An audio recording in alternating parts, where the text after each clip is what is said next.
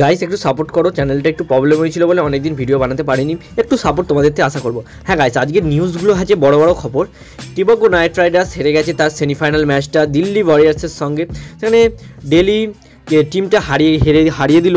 কারণ কি ছিল? কলকাতা নাইট রাইডার্সের একটা ভুল কারণের জন্যই এই কলকাতা নাইট রাইডার্সের যে টিমটা সেই টিমটা হেরে গেছে। কি পারফরমেন্স ছিল! জেসন রয় ভালো খেলতে পারেনি। আর আন্দ্রে রাসেল গাইস অস্ট্রেলিয়ার বিরুদ্ধে যে সিরিজটা খেলা হচ্ছে না গাইস, সেখানে জ্বলে উঠেছে। সেই যে 2018 সালে আন্দ্রে রাসেলকে দেখা যাচ্ছে, ব্যাটে কামাল করেছে আন্দ্রে রাসেল। আর সার্ফেন রাদারফোর্ড এবছরের নতুন প্লেয়ার, সেও করছে কামাল। কি করেছে, কত রান করেছে সব জানতে হলে অবশ্যই পুরো ভিডিওটা শেষ অবধি দেখবে।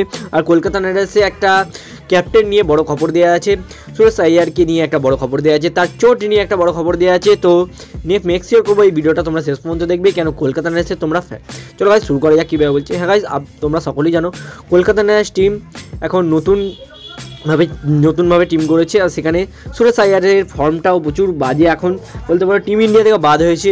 আর রঞ্জি খেলার পরামর্শ দিয়েছে বিসিসিআই, সেখানে বিসিসিআইকে অমান্য করে সুরেশ আইয়ার এখন অবধি রঞ্জিতে ফেরেনি। সে এবারে সুরেশ আইয়ার কি রঞ্জিতে ফিরবে না এটা একটা বড় দেখার বিষয় থাকবে।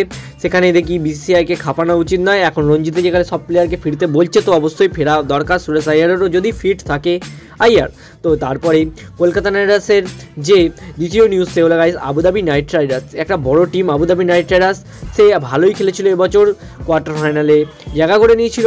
সেইখান থেকে এখন যে দিল্লি ওয়ারিয়ারের সঙ্গে একটা ম্যাচ হয়েছিল, সেমিফাইনাল ম্যাচ ফার্স্ট কোয়ার্টার, সেখানে বুড়ি তারাসে হেরে গেছে এই টিমটা। গাইস প্রথমে দিল্লি ক্যাপিটালস 166 রান করে, আর সেখানে আবুধাবি নাইট রাইডার্স মাত্র 93 রানে অল উইকেট হয়ে যায়। সেখানে রাসেল খেলেনি, এটাই একটা বড় দিক হয়ে যায়। রাসেলের জায়গায় জেসন রয়কে নিয়েছিল, আর সেখানে জেসন রয় মাত্র 0 রান করে। আগের ম্যাচে ভালো খেলেছে, কিন্তু এই ম্যাচে জেসন রয় ফ্লক গেছে। আর রাসেলের জায়গাটা প্রচুর ভুগলো কলকাতা নাইট রাইডার্স দল। এবার আন্দ্রে রাসেল কি করেছে কামাল! হ্যাঁ গাইস, অস্ট্রেলিয়ার বিরুদ্ধে রাসেলের কামালটা দুর্দান্ত হয়েছে। কেন?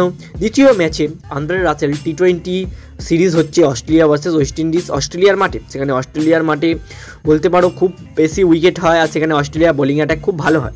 সেখানে ওয়েস্ট ইন্ডিজের প্রথম দিকে লাগাতার উইকেট পড়ে যায়, তারপরে সার্ফেন রাদারফোর্ড আর আন্দ্রে রাসেল দুজনে খেলতে নামে।